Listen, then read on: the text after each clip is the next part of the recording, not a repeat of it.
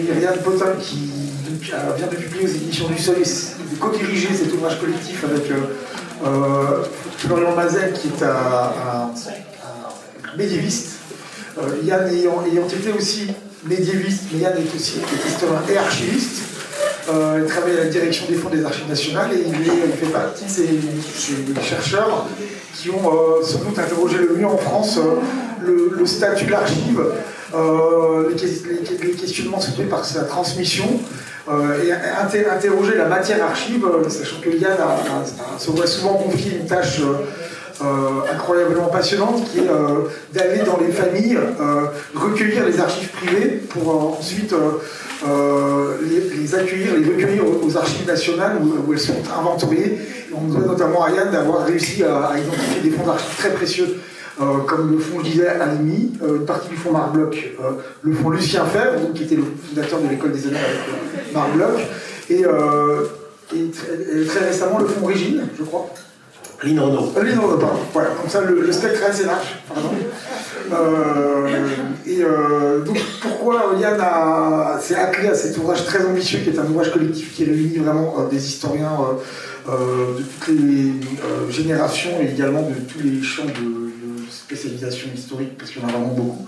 Et parce que Yann a beaucoup travaillé sur Marc Bloch et tu as également connu les descendants de Marc Bloch. Et c'est aussi Yann qui s'occupe de la grande exposition qui a lieu à l'occasion de la panthéonisation de Marc Bloch qui aura lieu donc en juin. Il y a une formidable exposition qui a lieu au Panthéon et Yann s'est lui confier en fait, la conception et l'organisation de cette exposition qui ouvrira quelle date en juin? Le 29 juin jusqu'au 1er janvier. Très bien. C'est surtout à l'automne du coup, parce que comme la panthéonisation est le 23 juin, forcément c'est pas la meilleure date pour ouvrir une exposition. D'accord, ok. Donc, pour commencer, on va évidemment réfléchir à la manière dont tu as conçu cet ouvrage collectif, mais pour commencer, je pense qu'il faut aller vers la simplicité et essayer de nous raconter tout simplement, en quelques mots, qui était Marc Bloch, tout simplement. D'abord, merci beaucoup à toute l'équipe d'une Dune à la page et en particulier à notre parrain, Grégoire Kaufmann, de cette invitation qui me touche énormément. Alors oui, bon, le hasard du calendrier fait qu'en effet, ce livre, et puis plus globalement Marc Bloch, dont je vais vous parler dans un instant, est dans l'actualité, puisque le 23 juin 2026, le président de la République fera sa 6e panthéonisation, ce qui, je précise tout de suite, fera de lui de très loin le plus panthéonisateur des présidents de la 5e République, et il sera même responsable de 1/3 des panthéonisations depuis 1958. Hein, sachant qu'avant, c'était l'Assemblée nationale, dans un régime républicain, qui décidait des panthéonisations, et depuis lors, c'est, disons, le geste, la grâce présidentielle. Mais ce n'est pas le sujet, on y reviendra sans doute. Toutefois, c'est quand même intéressant de se constater que sur la quarantaine de personnes au Panthéon, comme vous le savez, il y a très peu de femmes, puisque ce temple de la mémoire nationale était historiquement dédié aux grands hommes, puisque c'est inscrit à son fronton, la patrie reconnaissante, même si ces dernières années, avec Joséphine Baker, Simone Veil, ou Marie Curie, qui fut la première femme en 1995, dernière panthéonisation de François Mitterrand, les grandes femmes, même si évidemment la question de la grandeur est pas une question difficile, ont fait leur entrée au Panthéon. Mais sur cette quarantaine de personnes depuis Victor Hugo, puisque c'est en 1885, que la Troisième République a relaïcisé cette église due à l'architecte Soufflot, mais qui n'avait jamais été inaugurée avant la Révolution. La Révolution en avait fait un sanctuaire pour ses premiers héros. Manque de bol, Mirabeau en a été sorti 2 ans après la raison pour laquelle le Panthéon avait été créé. Marat, assassiné sous les coups d'une femme, c'est un hominicide, a été donc lui sorti également en 1795. Donc le Panthéon avait mal commencé, mais il reprend avec Victor Hugo. Alors là, évidemment, le jour de sa mort, puisqu'il est allé directement de son lit mortuaire au Panthéon. Donc là, ça avait mis, si j'ose dire, ça a mis le diapason du grand homme, vous voyez, Victor Hugo. Alors depuis, essentiellement, on a des hommes politiques et, bizarrement, beaucoup de résistants, Moulin, le premier chef en 1964, mais pas d'historiens. Donc c'est pour ça que, et là j'en arrive à notre sujet, excusez-moi Je suis très bavard, hein. Vous le savez, vous l'avez remarqué hier. Eh bien, Marc Bloch n'est pas spécialement quelqu'un d'extrêmement connu du grand public, mais c'est un historien associé, donc, pour donner ses dates, il est né justement un an après la mort de Victor Hugo, en 1886, et il est mort en 1944, assassiné par les nazis, dans un petit champ de lin à 40 km de Lyon, avec 29 autres de ses camarades, qu'il ne connaissait pas d'ailleurs, pour la plupart c'était des communistes, dans un acte de répression qui commençait à faire vider la prison de Montluc, la prison de Montluc qui était la grande prison de Lyon où et Jean Moulin et Raymond Aubrac, lui on a survécu, sont passés sur 10 000 personnes enfermées dans la prison de Montluc en 1943-1944, il n'y a eu que 3 000 survivants. Ils sont tous morts, soit d'épuisement, soit d'assassinat, notamment pendant l'été 1944. Alors Marc Bloch, c'est un universitaire, c'est un historien très connu du Moyen-Âge, mais chez les médiévistes. Et on peut dire que ça n'a pas été un personnage extrêmement connu de son vivant. En revanche, dans l'après-guerre, il a occupé, comme beaucoup de martyrs de la résistance, une figure éminente pour le rayonnement de la science historique française à l'étranger, notamment à travers Lucien Febvre, qui était son compagnon historien avec qui il avait fondé cette revue, et c'est peut-être le seul mot qui peut-être dit quelque chose à nos souvenirs scolaires, la revue des annales d'histoire économique et sociale, créée en 1929 par ces deux personnes à Strasbourg, et qui a révolutionné les manières de faire de l'histoire en France, mais surtout à l'étranger, c'est-à-dire, et c'est après tout ce qu'il faut essentiellement retenir, c'est la manière de faire de l'histoire qui ne soit pas une histoire seulement biographique, chronologique, politique et événementielle, mais l'histoire englobante, pas seulement globale, comme l'aurait dit Pierre Sangaravellou hier, mais englobante, c'est-à-dire l'histoire, c'est la science des hommes, de l'histoire des hommes et des femmes dans le temps, et du changement, ce qui veut dire que l'histoire n'est pas une science du passé, elle est au contraire une science de la temporalité, c'est-à-dire de la réflexion sur la manière dont les sociétés s'inscrivent dans le temps, par un aller-retour permanent entre le passé et le présent, c'est-à-dire que le présent donne à la logique de l'histoire sa justification, non pas forcément pour mettre le passé au service du présent, mais pour faire que l'expérience du présent, et notamment celui du combat, dans les tranchées, Marc Bloch a fait partie de la génération qui a passé 4 ans au front, et on y reviendra, Marc Bloch était extrêmement attaché à sa culture militaire, il est resté officier réserviste, ce qui n'est pas forcément une culture qui justifie, c'est-à-dire qu'il a choisi volontairement de rester officier de réserve comme en Suisse, enfin en Suisse c'est la règle pour tout le monde, sauf qu'en France il y avait cette possibilité, qui va peut-être d'ailleurs avec le service volontaire national revenir au bout du jour, surtout dans un monde où on redécouvre que la guerre peut être juste, et justement Marc Bloch était vraiment anti-pacifiste, donc de ce point de vue-là, il n'a pas beaucoup de points communs avec Jaurès, autre grande figure, mort pour son pacifisme, autre grande figure rentrée au Panthéon en 1924. Par contre, pour le situer politiquement, il a plus de liens avec celui qui a fait rentrer Jaurès au Panthéon en 1924, Édouard Herriot, dont peut-être un peu oublié, aujourd'hui, grande figure du radical socialiste, maire de Lyon de 1905 à 1957, qui fait un beau mandat, mais surtout, comme Marc Bloch, et comme ces membres de la République des professeurs, pour prendre un terme partagé à la fois entre Albert Thibaudet et l'historien Christophe Charles, c'est un normalien, donc il est issu de cette élite, disons, qui était encore sans doute méritocratique, même si justement la particularité de Marc Bloch, c'est qu'il était lui-même fils de normalien déjà, son père étant professeur à l'école normale supérieure, et issu donc d'une bourgeoisie, petite bourgeoisie alsacienne d'origine juive. On y reviendra.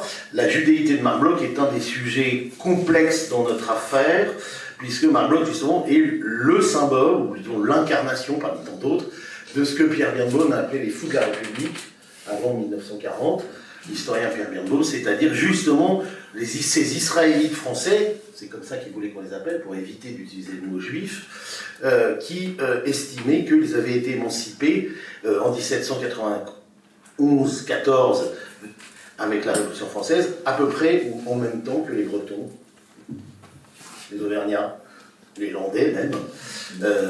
C'est-à-dire qu'il n'y avait pas de différence, puisque, étant donné qu'il y a des Juifs de France depuis à peu près autant de temps qu'il y a des Languedociens, des Auvergnats, c'est-à-dire depuis le début du Moyen-Âge, qu'il y a une présence juive en France, mais aussi de France, il n'y avait pas de raison, même si évidemment la tradition anti-judaïque l'a construite telle, il n'y avait pas de raison de considérer que les Juifs n'étaient pas des Français comme les autres.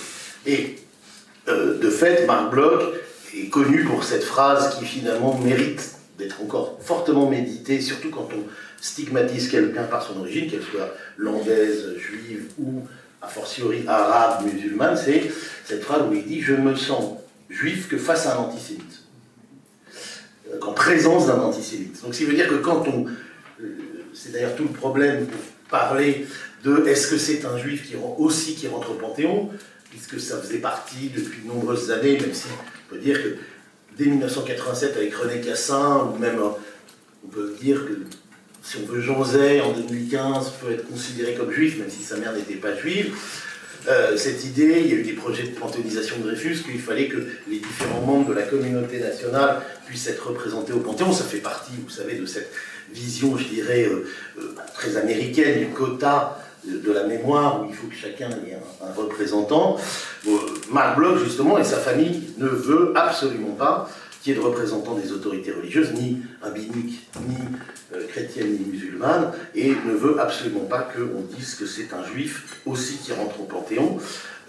Un résistant, certes, mais en fait, depuis la grande panthéonisation de François Hollande à 4, Germaine Tillon, Geneviève Antonius de Gaulle, Pierre Brossolette et Jean Zay, en fait, 90% des panthéonisés ont fait de la résistance ou en lien avec la persécution. Donc en fait, je dirais plutôt qu'il faut être résistant pour entrer au Panthéon aujourd'hui. Donc c'est forcément réduit assez considérablement hein, les candidatures, même si heureusement on a plus de morts que de vivants, mais ça c'est le principe des historiens, c'est que leur avenir est riche de possibilités, puisque plus la société dans le temps évolue, plus la masse possible de cette vie qui nous nourrit, hein, qu'on soit reclus ou qu'on soit perclus, et parfois même un peu fatigué, et bien s'augmente par les morts qui s'offrent à nous comme autant de pâture, puisque effectivement Jacques Le Goff, autre historien monial, utilisait cette image de l'ogre historien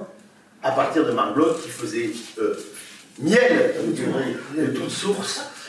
Prenons un seul exemple, c'est lui qui a eu cette idée qui paraît évidente aujourd'hui que les archives cadastrales sont fondamentales, pas simplement pour reconstituer l'histoire de la propriété foncière, mais des formes du paysage, et que donc en repartant, ce qu'il appelait la méthode régressive du cadastre napoléonien, on pouvait non pas remonter comme dans une sorte de rembobinage à l'Antiquité, mais qu'on pouvait y sentir des structures imparcellaires qui pouvaient parfois, et que dans une sorte d'archéologie du paysage, tout était objet possible d'histoire. Il l'a fait également, j'en prends un autre exemple, puisque je terminerai cette présentation par son parcours. Donc je disais que Marc Bloch était un brillant sujet de l'école républicaine.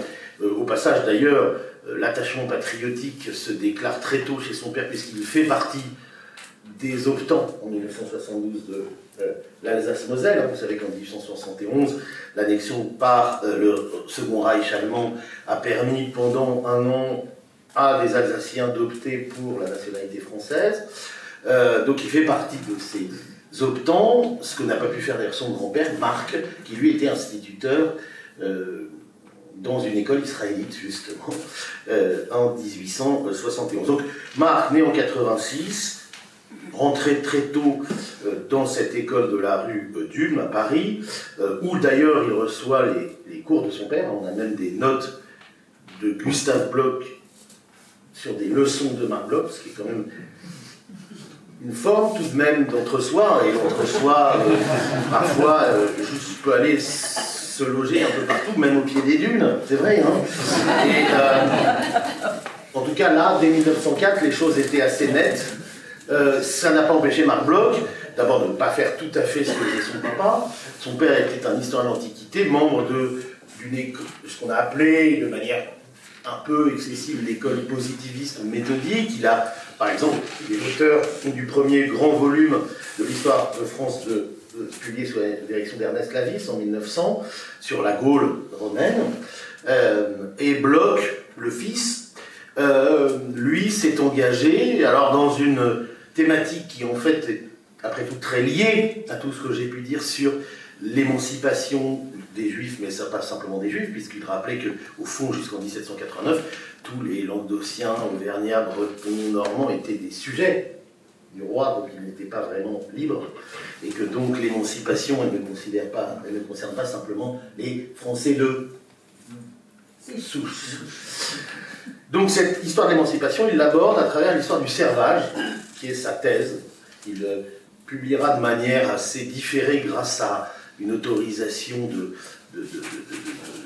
liée à son engagement sous les drapeaux pendant 4 ans, en 1920, Roi et Serfs, où il étudie la disparition de cette figure de transition féodale entre l'esclavage et la liberté, puisque le servage, vous avez peut-être, vous connaissez forcément le servage russe, Gogol et les Allemands, mais c'est cette figure féodale où les hommes sont attachés à la terre, puisque de fait, ils sont vendus, transmis avec les terres. Donc après, il a été élu, justement, et c'est là où il a rencontré Lucien Febvre en 1919 à Strasbourg, lui qui était né à Lyon, qui avait des origines alsaciennes mais qui n'avait jamais vu l'Alsace, pour faire partie d'une sorte de d'équipage ou de laboratoire expérimental visant à refranciser l'Alsace sur le plan intellectuel. Donc il y a ça va durer quelques années à Strasbourg, notamment des grands représentants de l'école sociologique, comme de Durkheim, comme Maurice Halbwachs, mais aussi donc Lucien Febvre, de nombreux historiens, des géographes, vont à Strasbourg créer une sorte de vitrine, de refrancisation de la pensée de l'Alsace, là où d'ailleurs les Allemands en 1870 avaient fait exactement la même chose en faisant de Strasbourg, évidemment une forteresse de la pensée allemande. Donc vous voyez bien que là, les choses se préparent, déjà, après 1920, enfin un autre conflit.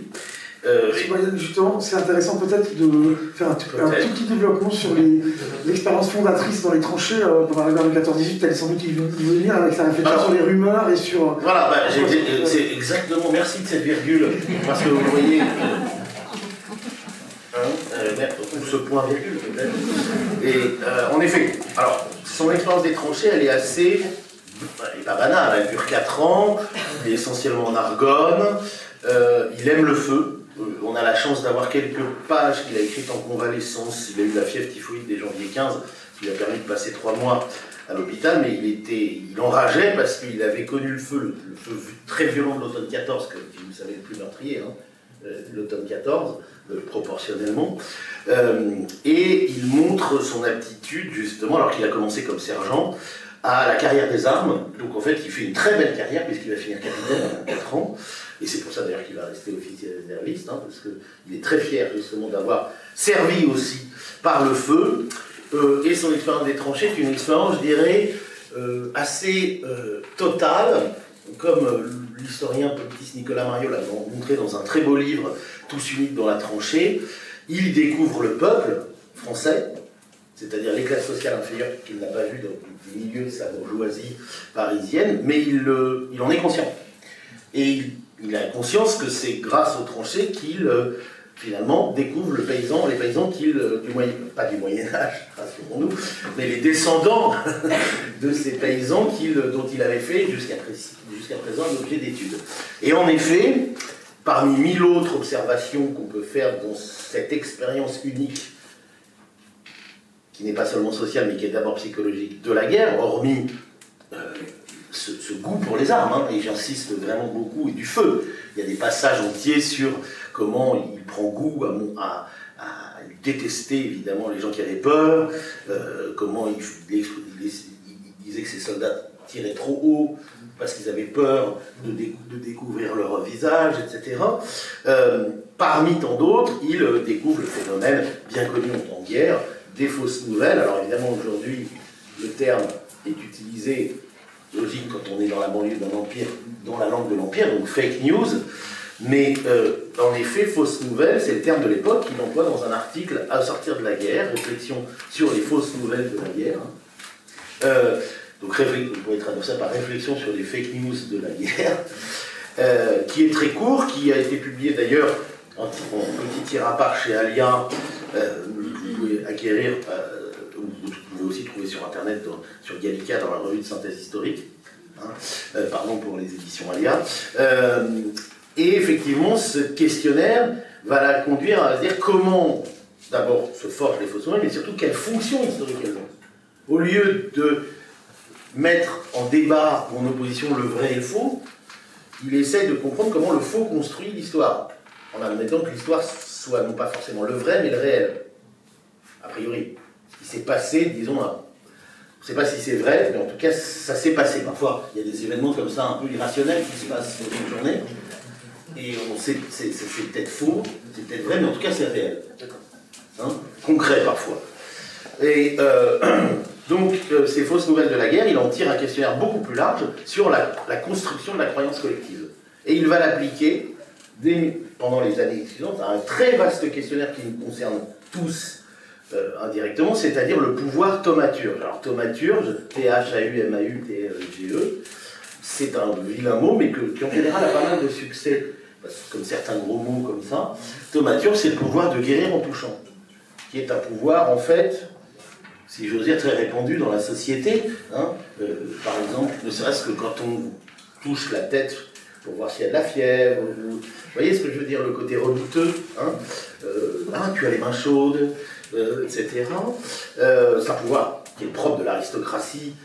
Il y a énorme, par exemple, un des fondements, il le montre très bien, du pouvoir de l'aristocratie dans les campagnes, c'est justement ce pouvoir de guérir, et qui, évidemment, construit, donc, projeté à une société politique, toute l'attraction qu'on peut avoir pour le corps de l'incarnation, qu'il soit royal ou, a fortiori, présidentiel. Ça vous explique pourquoi le bain de foule, et qui prend le bain dans la foule. Hein. Est-ce que c'est le président qui prend le bain, ou la foule qui veut toucher le président? C'est les deux, évidemment. Et pourquoi on veut toucher le président? Peut-être parce qu'il reste quelque chose du pouvoir thaumaturgique qui se définit dans une très longue culture chrétienne comme le roi comme représentant de la figure du Christ, hein, c'est la figure de Lazare d'une certaine façon, et qui se manifeste, c'est assez célèbre, dans le fameux toucher des écrouelles, qui est un rituel qui a duré jusqu'au XIXe siècle à chaque sacre des rois de France, mais aussi d'Angleterre, où des scrofuleux atteints d'une maladie très particulière de peau, sans aucune forme de contamination, ce qui était pratique pour le roi, venaient à la sortie du sacre se faire toucher avec cette phrase magique, performativité, le roi te touche, Dieu te guérit. Hein, voilà. Alors, parfois certains rois ont abusé, et vraiment abusé de cela, et c'est surtout l'iconographie qui a abusé ça. Prenez Napoléon, la célèbre Jaffa. Voilà, la célèbre scène des pestiférés de Jaffa, vous avez évidemment la matrice de la thaumaturgie, et qui déborde très largement le simple questionnaire médiéval, même si Marc Bloch est un historien total, alors qu'il y a encore très peu d'archives au début du XXe siècle concernant l'administration du XIXe, par exemple, s'intéresse à savoir ce qui s'est passé en 1825, il y a exactement 200 ans, quand le dernier roi légitime de France, hein, Louis-Philippe étant évidemment non seulement homicide, mais presque un bâtard, hein, disons Charles X, se fait sacrer, puis surtout Louis-Philippe ne s'est pas fait sacrer, donc puisque tout ça est lié au sacre, puisque la toucher des écrouelles se déroule à la sortie du sacre. Je ne vais pas rentrer dans les détails, le livre vient de sortir enfin en poche, puisque finalement tout ça c'était des livres de spécialistes, et en fait en 1825, ça vraiment pour le coup, ça a été un fiasco, comme dirait Stendhal, au même moment, parce qu'il a voulu absolument faire cela, et on y croyait déjà peut-être un peu plus.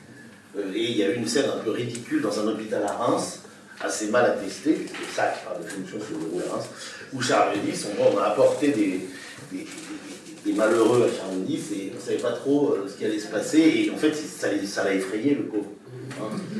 Bon, 35 ans après, il était, vous le savez, parti en Slovénie, où il mourut en 1836, à Frusdorf, et voulait enterrer du reste.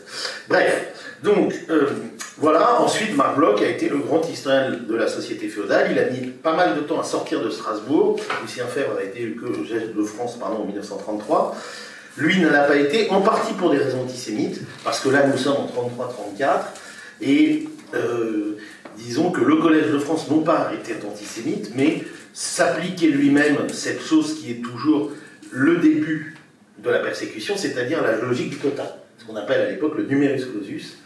C'est-à-dire que, y compris les professeurs juifs au Collège de France, disent en 34-35, il y a déjà un bloc au Collège de France. Quand on dit ça, ça veut dire que le chemin fait. Il y avait déjà donc Il y avait plusieurs juifs, évidemment. Il y avait déjà un bloc. Mais il se trouve qu'il y avait Jules Bloch, qui était un grand géographe, et dans plusieurs lettres, les gens disent non, mais attention, il faut.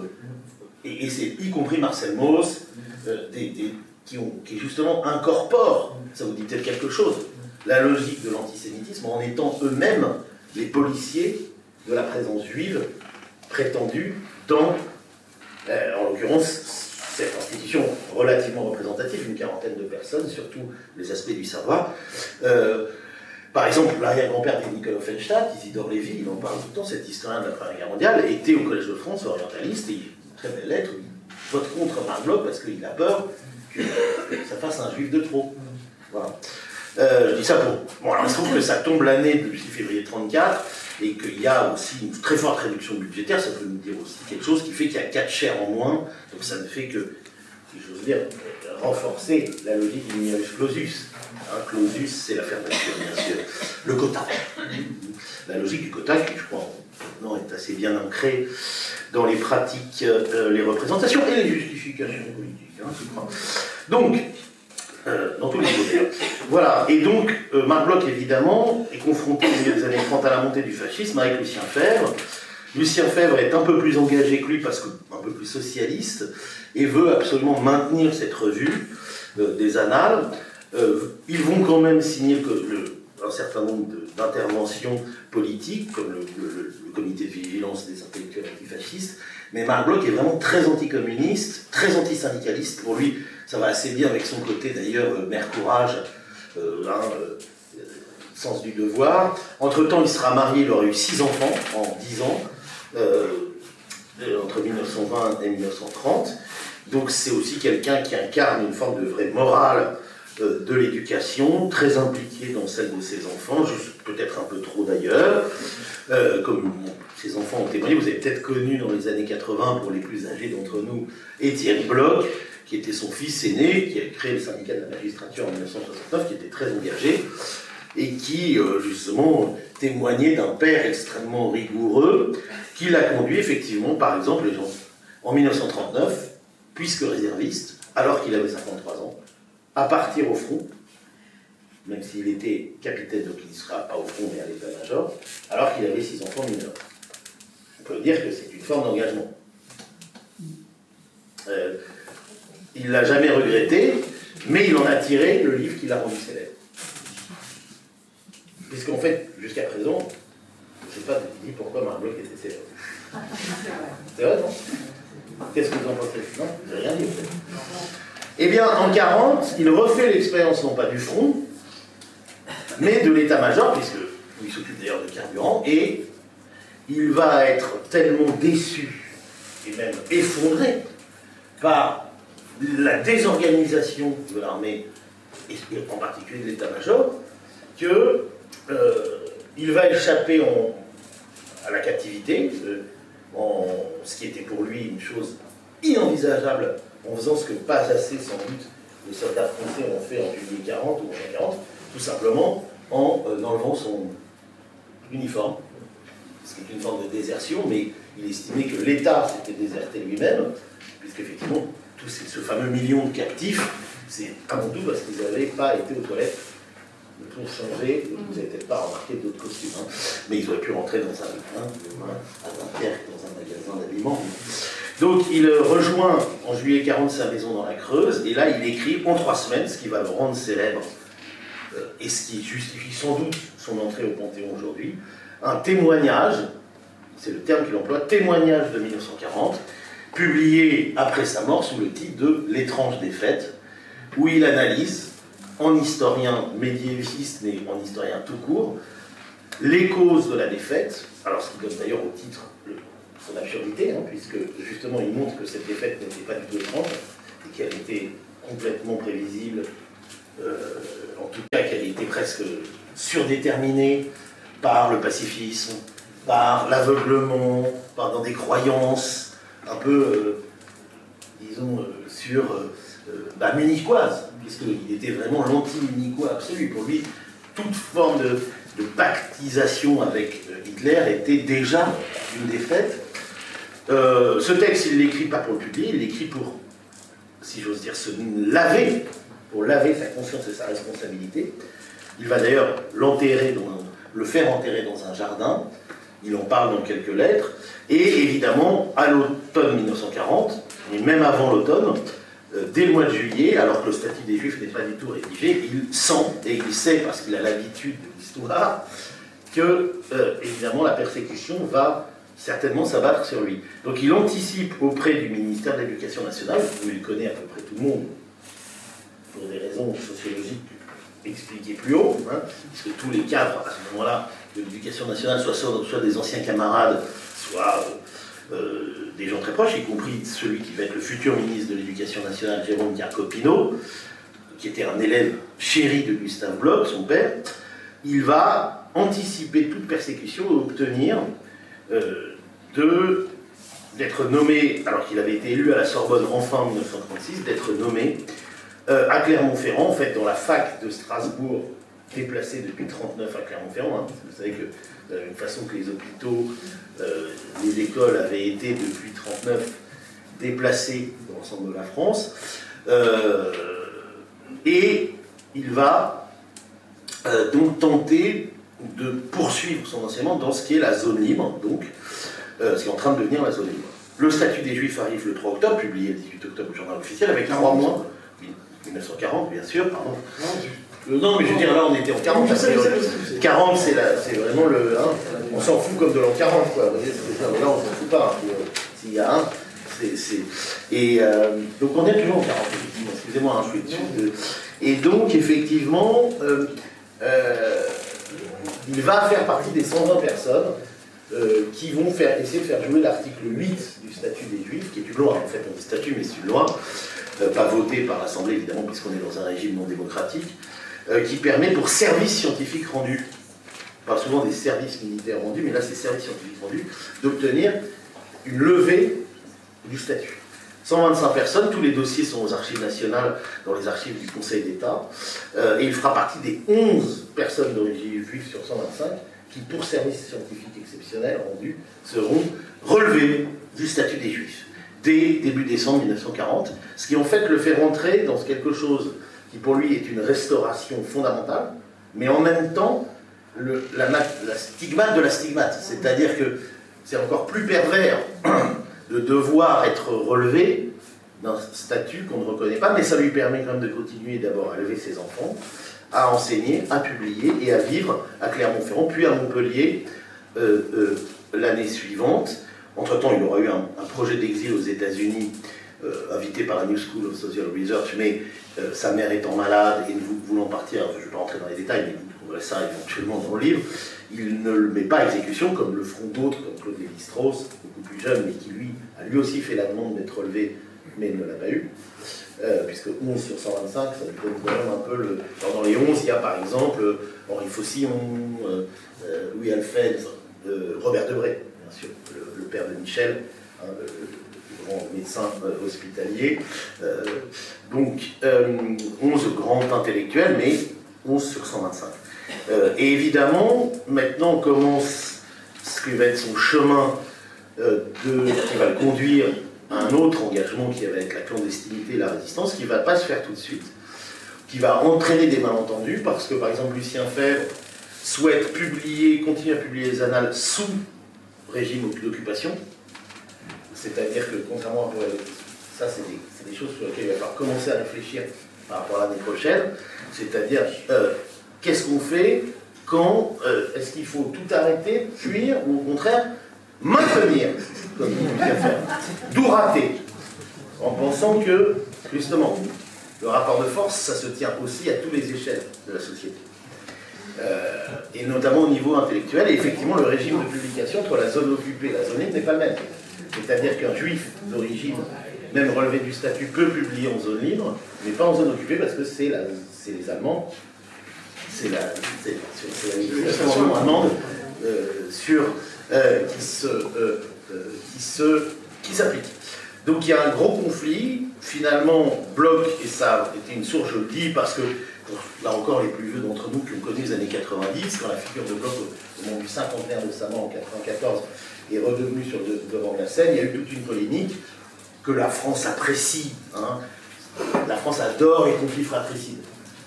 C'est vrai. Non ? Dès qu'il y a des gens qui ont une fraternité spirituelle, si on pouvait montrer qu'en fait, c'est Abel et Caïn, non ? Ça serait formidable de prouver qu'en fait, la fraternité, c'est ce qu'il y a de pire. Hein, qu'il vaut mieux le sang, la famille, la fraternité spirituelle. Je veux dire, comme dans cette législation, vous savez, liberté, égalité, fraternité, inspirée par la franc-maçonnerie, bien sûr. Hein, les frères, les frangins. Bref, donc, il va y avoir une controverse. Febvre va continuer à publier les annales. Bloch retire son nom, mais publie sous un pseudonyme qui est à peine voilé. Marc Fougère, c'est le nom de ça. D'honneur, c'est comme si par exemple Grégoire, qui, comme vous savez, n'a pas d'origine juive, si vous lisez comment on appelle ça déjà, Hôtel de Bretagne, hein, dans l'enlèvement, il t'explique comment justement, comme tu étais un fils d'otage dans les années 80 et que tu avais un nom à consonance germanique, et ben tout le monde pensait que tu étais forcément, et que ton père était en otage au Liban, que tu étais forcément d'origine juive. Ça, c'est la croyance collective. Donc, ce sentiment de persécution, et effectivement, c'est comme si tu t'appelais Grégoire Contis. Tu publiais à partir d'aujourd'hui Grégoire Contis, ou Grégoire Chantieux, ou Grégoire, je parle par exemple, Longueville. Allez, tiens, Longueville. Prendre Grégoire Longueville, c'est pas mal. Bref, donc, et effectivement, il y a un second statut des Juifs en 41, et en 42, avec l'occupation de la zone libre, le 11 novembre, en fait, là, Marc Bloch est totalement acculé, ne peut plus faire autrement que de passer dans la clandestinité. Il va le faire en plusieurs étapes, sous une forme d'ailleurs totalement, non sans avoir à la fois écrit et abandonné un manuscrit, qui va être l'autre grand manuscrit qui va le rendre célèbre plutôt chez les historiens, Apologie pour l'histoire ou métier d'historien, va montrer que, pour le dire en un mot, que l'histoire n'est pas simplement ni une science, ni un savoir, mais une manière de vivre, une manière d'être au monde avec les siens au présent, par le passé, y compris vivre avec les morts, les siens, ceux des autres, et que l'histoire, justement, comme Michelet l'aurait dit, est aussi une façon d'administrer le bien des décédés, dans un monde, évidemment, qui n'a plus, ou qui n'avait plus l'Apocalypse et la Révélation et la résurrection comme horizon d'attente. D'ailleurs, à ce propos, Christian Ingrao va sortir un très grand livre à la rentrée, l'historien Christian Ingrao, qui s'appelle Les Migrations d'Espérance, que je vous recommande. Ça va être en plusieurs volets, justement, il étudie justement ces migrations des horizons d'attente depuis le XIXe siècle, dans un moment d'eschatologie collective. Bref, donc, en 1942, ces enfants adultes partent par l'Espagne vers Londres. D'ailleurs, Étienne sera membre de la deuxième DB. Et lui, assez discrètement, en mars 1943, après s'être réfugié dans sa maison dans la Creuse, l'éducation nationale continue encore à le protéger jusqu'en mars 1943, bien que ce soit Abel Bonnard, le ministre, puisqu'il est mis en congé pendant 3 mois, puis suspendu, mais avec traitement. Et finalement, et ce sera vraiment le vrai geste de persécution, mis à la retraite d'office en novembre 1943. Mais à ce moment-là, il ne s'appelle plus Marc Bloch, il s'appelle Arpajon, il s'appelle Narbonne, il s'appelle Maurice Petit, il s'appelle de plein d'autres noms. Il circule, il fait partie du comité général d'études auprès de Courtin, Petgen, Debré, qu'il a bien fréquenté, c'est-à-dire ces personnes qui sont chargées de penser la reconstruction de la France après-guerre. Il publie dans le réseau Franc-Tireur Cahiers Politiques, justement assez radical, plutôt que socialiste. Et à Lyon, il va prendre une responsabilité sur le terrain. Alors, là encore, on le retrouve avec une certaine naïveté. Quand il est recruté par Maurice Pessis, son mode d'entrée dans la résistance, Maurice Pessis a 19 ans, c'est un jeune étudiant, et il présente à Jean-Pierre Lévy, le chef du procureur, son poulain, qui en a 54. Et le problème, c'est que le poulain, comme je vous l'ai dit, aime le feu. Et il arrive, on a des témoignages postérieurs, mais qui se recoupent, il arrive donc en mars 43 en disant « Moi, je veux me battre les armes à la main », et il avait encore une vision, il était toujours resté sur cette étrange défaite de ne pas avoir pu tirer, de ne pas avoir pu détruire l'ennemi. Il a un besoin, une sorte de violence, comme ça, continue. Et il dit, mais c'est pas ça la résistance, on lui dit. C'est pas du tout ça, en fait. La résistance, c'est de la propagande, de la désinformation, éventuellement un peu de sabotage, mais on prend plutôt des gens souples qui vont courir le matin. C'est parfois très fastidieux, la résistance. C'est l'attente, c'est les bonnes c'est que ça. Voilà. Et donc là, il comprend qu'il est quand même un intellectuel et que, voilà, à partir d'un certain temps, il vaut peut-être mieux être du côté des cadres de la résistance. Il va devenir responsable des mouvements des mouvements unis de la résistance sur Lyon. Mais en fait, sa période de résistance est assez courte, juillet 43, et en mars 44, le 8 mars, j'en arrive à la fin, je vous rassure, l'heure tourne, mais c'est la plus tragique.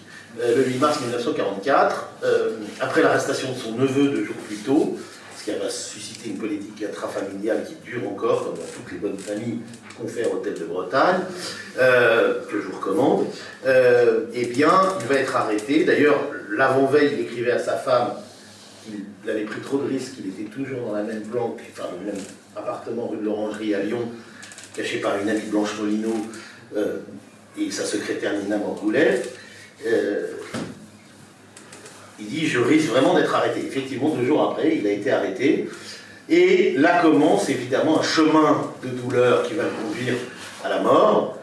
4 mois de torture dans les services de Klaus Barbie, même si justement, d'ailleurs, il n'a pas fait partie du procès Barbie, parce qu'il d'ailleurs a été, Étienne Bloch insistait absolument qu'il ne soit pas considéré comme victime juive de Klaus Barbie, mais résistant. Intéressant, par rapport à ce que je disais en commençant. Et effectivement, la question est de savoir ce qu'il a pu en vivre. Évidemment, il n'y a aucun document, sauf que, effectivement, mais j'anticipe la question que tu allais me poser, dans les années 60, dans ces remues de la résistance, est sorti un procès-verbal de torture de Marc Bloch, où il aurait avoué un certain nombre de choses, qui n'est pas un original, c'est là où l'historien doit trouver un peu le goût de l'archéologie et de la trace, et des fausses nouvelles. Et évidemment, là encore, un peu comme la polémique avec Lucien Febvre, là encore, dans ce syndrome qui passe pas, vous voyez, Marc Bloch fait partie en gros, de toutes les pulsations de Vichy depuis les années 90. Donc dans les années 2000, on a demandé à un historien, Sébastien Bertelli, grande lâcheté, grande fierté des universitaires, Monsieur Azéma qu'on respecte et Monsieur Bédarida, on dit non, moi je veux pas, on va mettre un jeune doctorant dessus, comme ça, c'est un spécialiste des services très d'histoire et du dessert. Donc il a fait une note en disant, mais après c'est pas pour ça qu'il a pas eu de poste, enfin je constate qu'il en a pas eu le pauvre, disant bah ouais en fait vraisemblablement, même si c'est pas un original, en faisant la critique interne du document, oui, c'est un PV qui a toutes les informations, personne d'autre que lui aurait pu les donner. Donc toute la question, et là on retombe sur la mythologie de la résistance instrumentée par Malraux dans le grand discours de 64, c'est-à-dire ceux qui n'ont pas parlé. Mais justement Malraux laisse une petite porte, si vous vous souvenez, dans cette... Et peut-être était encore pire pour ceux qui ont parlé. Alors évidemment, le visage muet qu'on va retrouver sous l'écriture de Lelouch dans quelques semaines, de Jean Moulin, oui, en ce moment à Cannes, cette semaine, enfin ces jours-ci, de Jean Moulin ne parlant pas, peut-être que Jean Moulin n'a pas parlé, Marc Bloch a sans doute parlé, mais il a parlé comme il fallait, c'est-à-dire avec la règle de base, déjà ne pas parler pendant les 3 premiers jours, essayer de tenir 3 jours, le temps que les membres les plus proches du réseau aient le temps de se retourner. C'est la règle. C'est essayer de tenir 48 heures par tous les moyens, mais après on ne peut pas tenir. Donc il ne s'agit pas de dire que tous les torturés ont parlé, mais c'est impossible. Et d'ailleurs c'est presque très beau, c'est peut-être la chose qui me fait le plus pleurer quand je lis ce texte, c'est que, évidemment, il donne des noms. Alors il donne des noms que les Allemands connaissent déjà, des gens qui sont à Alger ou ailleurs, et surtout il fait un cours sur la structure de la résistance Il veut montrer à ces tortionnaires que la résistance est organisée et qu'en fait, ils sont finis. Voilà. Pourquoi il a été arrêté, exactement? Ah, pardon, excusez-moi. J'ai un petit moment de... Je suis pris à mon propre... Ça m'est jamais arrivé. L'historien est habité par ce sujet. Pardon, c'était quoi la question? C'est une dénonciation, arrestation, de quoi le procès en fait? Ah bah, oui, vraisemblablement, on n'a jamais su exactement qui l'avait dénoncé. Malheureusement, comme toujours, tout ça s'est joué dans l'après-guerre. Il y a eu une enquête dès 1945, comme dans beaucoup de réseaux, une enquête interne, comme ça a été le cas aussi pour l'arrestation de Jean Moulin.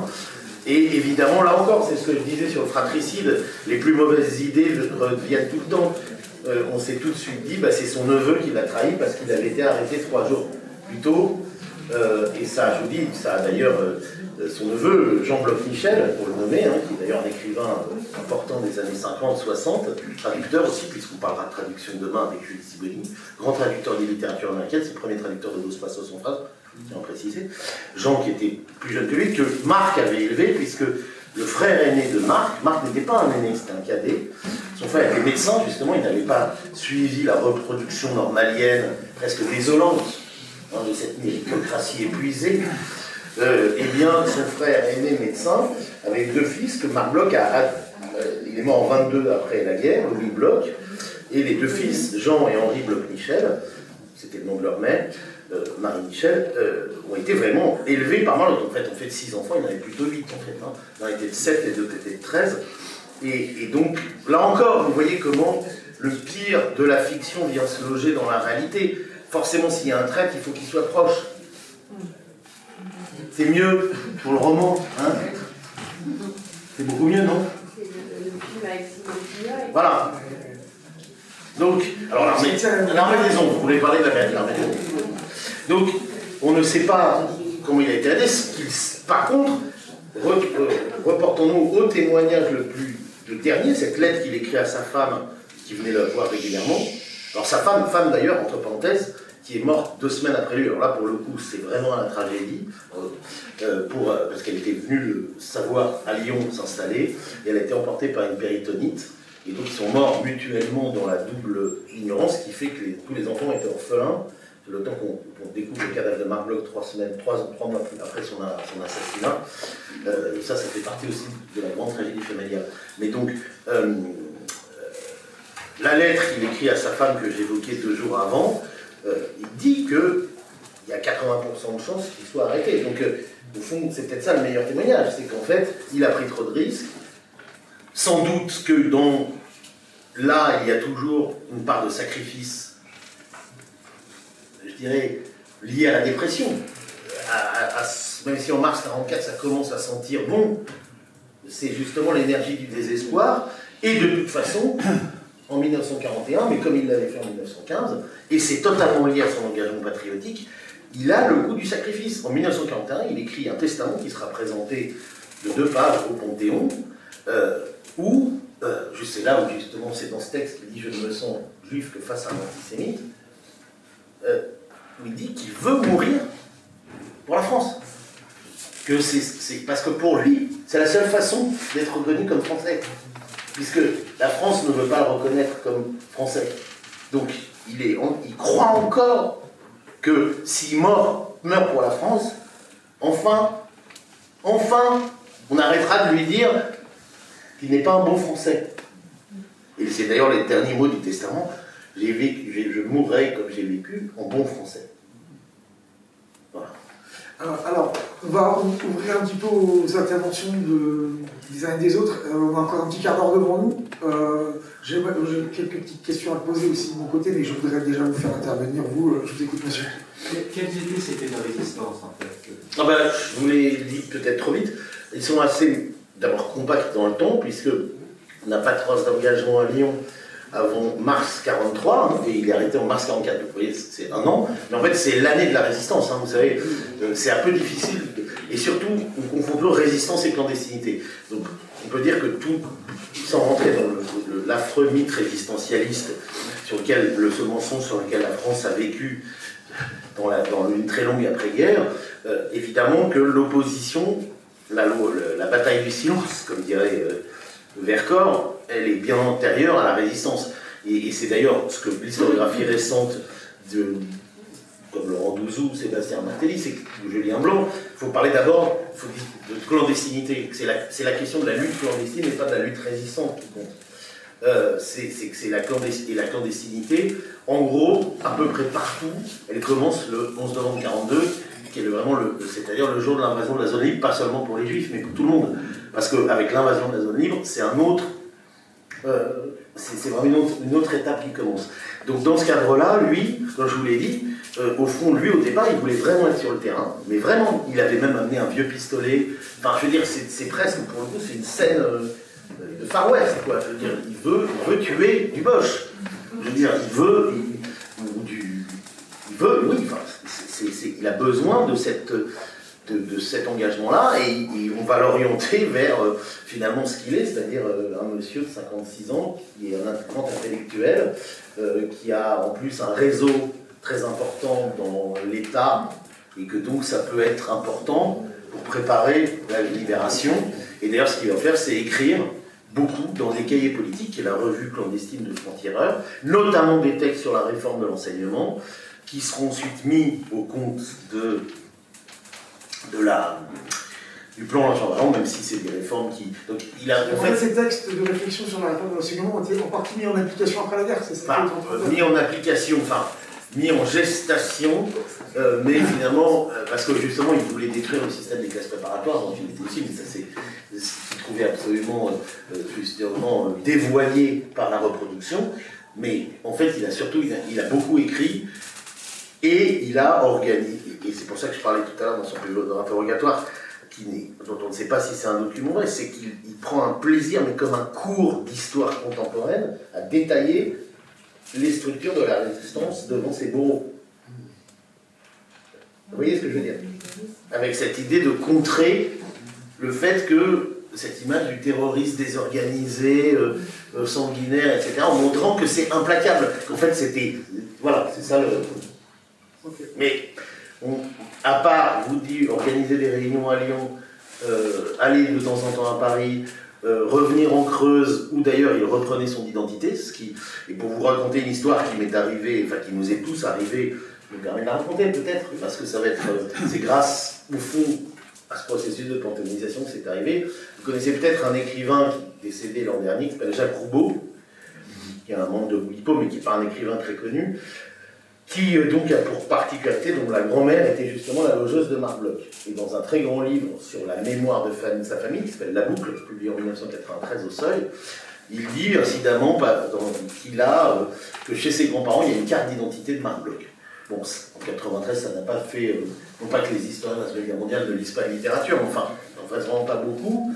Et donc, c'est resté comme ça. Il se trouve que grâce à cette panthéonisation, il y a une série documentaire faite par Béatrice Leca, dont on travaillait avec elle aussi, qui va être diffusé juste avant la panthéonisation, pendant 5 heures de temps. Et comme elle a cherché, justement, dans sa sensibilité, de trouver quelque chose, elle me dit, mais tu crois que c'est vrai, cette histoire? Et donc, je dis, bah, ça vaut le coup d'aller chercher. Et en fait, oui, non seulement on a retrouvé des descendants, évidemment, de Jacques Roubaud, c'était pas très difficile. Il s'était marié avec Sylvia Bénichou, la fille de Paul, le spécialiste du grand siècle, et il a eu une fille, et puis qui a elle-même eu des enfants. Mais en fait, tous les membres de sa fratrie avaient gardé une maison près de Carcassonne, maison de famille, le père de Jacques Roubaud étant lui-même un très grand résistant, Lucien Roubaud, dans le Languedoc. Et dans cette maison, ça c'était au mois de février, il y avait une commode, et dans cette commode il y avait des papiers, des photos, et il y avait non seulement une carte d'identité de Marc Bloch, mais 3. Des cartes d'identité clandestines, une non remplie, c'est-à-dire vierge, à utiliser, et une absolument pas vierge, avec son identité, ce qui voulait dire que, en fait, la clandestinité, elle est même jamais complète, puisqu'on a besoin de revenir à son identité pour pouvoir échapper et se jouer sur plusieurs identités. Bah ça, c'était dans une commode, et ils seront présentés au Panthéon. Je ne dis pas que c'est le clou de l'exposition, mais c'est évidemment un peu D'abord parce qu'en plus c'est des photos qu'on n'avait pas de Marc Bloch, c'est ces dernières photos, même si on a malheureusement, mais ça ne sera pas montré, grâce à la puissance des archives judiciaires, le rapport police judiciaire des cadavres. Et donc on a la photo de Marc Bloch mort aussi. Qui sera également à l'exposition. Pas la photo des cadavres, oui, mais pas la photo du visage, parce que la famille ne le souhaite pas. Mais c'est cette photo qui a permis d'identifier, puisqu'il n'était que le supplicié numéro 14 le 16 juin 1944, puisqu'il a été assassiné. Alors il fait partie de la répression qui commence après le débarquement. Et en fait, sur un lieu qui est lié, c'est une écriture de la répression, c'est-à-dire que les Allemands, il y a, je vous dis, 2000 personnes qui vont y passer pendant l'été, vont tuer des gens la nuit, par groupe de 20-30, sur des lieux où il y a eu des sabotages, des attentats. Donc c'est pour ça que c'est au milieu d'un champ, à Saint-Didier de Formand dans l'Ain, parce que la semaine d'avant, il y avait eu un sabotage et un mort allemand, et donc, en représailles, il y en a eu 30, avec des balles dans la nuque, 2 par 2, puis 4 par 4, à la tombée de la nuit, et on a le rapport de police du lendemain matin, avec tous les corps, mais il a fallu, je vous l'ai dit tout à l'heure, 3 mois, parce que d'abord, tous ces enfants étaient soit pas là, soit dans la clandestinité, sa femme était morte, sans qu'il le sache 2 semaines après, et donc Lucien Febvre d'ailleurs a participé à l'identification, aussi quelques morceaux de vêtements, et c'est la raison pour laquelle d'ailleurs la famille ne veut pas que le corps aille au Panthéon, alors que c'était le corps... Jusqu'à il n'y a pas longtemps, c'était quand même le critère principal de la panthéonisation, c'était la sépulture ad sanctos, comme on dirait, c'est-à-dire le rassemblement des corps et leur nationalisation, c'est-à-dire le corps n'appartient plus à la famille, mais il appartient à la nation, justement, il est fondu dans la nation. Voilà. Bon. Alors, évidemment, les pratiques mortuaires se modifient avec l'incinération, mais c'est que justement ce corps est resté dans une fosse pendant 30 ans, et il a été inhumé dans la Creuse par ses enfants beaucoup plus tard, et donc, comme ils se sont tous mis autour, évidemment, ils ne veulent pas, En fait, pas le laisser partir. Qu'est-ce qui va se passer le jour de la panthéonisation? Comme ça a été le cas, et ça se multiplie depuis Geneviève Antonios de Gaulle et Germaine Pillon en 2015, et il va y avoir un cénotaphe, c'est-à-dire un cercueil vide. Donc à la télévision, vous verrez un cercueil. Donc alors là, pour le coup, c'est réflexion sur les fausses nouvelles de l'enterrement. Oui, parce qu'on pourrait ne pas mettre un cercueil. On pourrait dire, bah oui, on assume, il n'y a pas le corps. Ça n'a pas moins de signification que sont des sorties de l'anthropologie fétichiste. Mais non, il y aura un cercueil. Si vous ne savez pas qu'il n'y a pas de corps dedans, vous pouvez croire qu'il y a un corps. Vous voyez, c'est fort, hein, les images. Alors ça a été le cas, parce que je dis ça parce que jusqu'à 2015, quand il n'y avait pas de corps, pas de panthéonisation. Exemple, Aimé Césaire, Sarkozy, la famille évidemment, au retour au pays natal, n'a pas voulu que le corps quitte les Antilles, il y a juste une inscription, et vous pouvez voir que Aimé Césaire n'est pas sur la liste officielle des personnes panthéonisées. Il s'est passé quelque chose depuis, et je remercie d'ailleurs Ariane, puisque cette histoire a commencé, encore un peu d'entre-soi, se fait pas de mal, par une interview dans Le Monde en novembre 2024, quand le président Macron, le chemin bien sûr, vous l'avez compris, quand on parle du monde, c'est quasiment synonyme, a commencé donc le 23 novembre 2024, quand le président Macron a annoncé la panthéonisation de Bloch. Et justement, tout de suite, la famille a dit oui, mais sans le corps et sans, donc, comme je l'ai dit, la présence du Rassemblement national, ça a été explicite dans la lettre, et de quelconque autorité religieuse. Et la question c'était, mais qu'est-ce que c'est? Pourquoi pas de corps? Et du coup, en fait, ça s'interroge, pourquoi des corps avant? Donc effectivement, aujourd'hui, Joséphine Baker, pas de corps. Alors les Manouchian, qui eux, dont la famille est en Arménie, ils n'ont pas eu le choix, ils ont été exhumés du cimetière de Thiers, d'autant que Mélinée, elle était morte bien après, donc elle était dans sa robe, parce qu'il y a aussi l'exhumation, c'est quelque chose aussi. C'est pas... là aussi, c'est du réel. C'est pas... c'est la réalité. Voilà. Et donc aujourd'hui, je pense que ça marque peut-être la fin des panthéonisations, parce qu'en fait, après, on pourrait revenir à un régime qui est celui des Anglais depuis longtemps, à Westminster par exemple, c'est une inscription commémorative, ce qui fait que Westminster est beaucoup plus rempli de noms, de Shakespeare en passant par tous les... parce que justement, il n'y a pas cette question extrêmement, c'est presque politique, fétiche, mais qui est aussi une mise en abîme d'ailleurs de la pensée de Marlowe, puisque c'est qu'est-ce qui reste en nous, des croyances, on va dire, chrétiennes les plus fortes, sur la résurrection. Parce que quand on met tous les corps dans un même endroit, c'est comme je veux être enterré à côté de mamie, mais pourquoi? Je veux dire, ou ma soeur, ou mon frère, ou mon père, enfin voilà. Qu'est-ce qui se passe dans cette volonté, on en parlait souvent, qu'est-ce que c'est de cette volonté de rassembler les corps au sein des familles, comme au sein de cette ancienne famille qui était la nation, mais qui est une famille, si j'ose dire, voilà, qui a pris quelques lézards. Bon. Tu vas aller pouvoir signer le livre juste à côté. Oui, mais c'est gentil. En fait, on a encore deux minutes, toute petite minute, 2 minutes pour une question. Non? Je sais, moi j'ai pas de... Non, mais c'était moi qui l'avais dit, car il est 13, c'est bon. Ah oui, non, mais quoi, il est médical? Ah non, mais il faut arrêter tout de suite, rentrer. Attendez.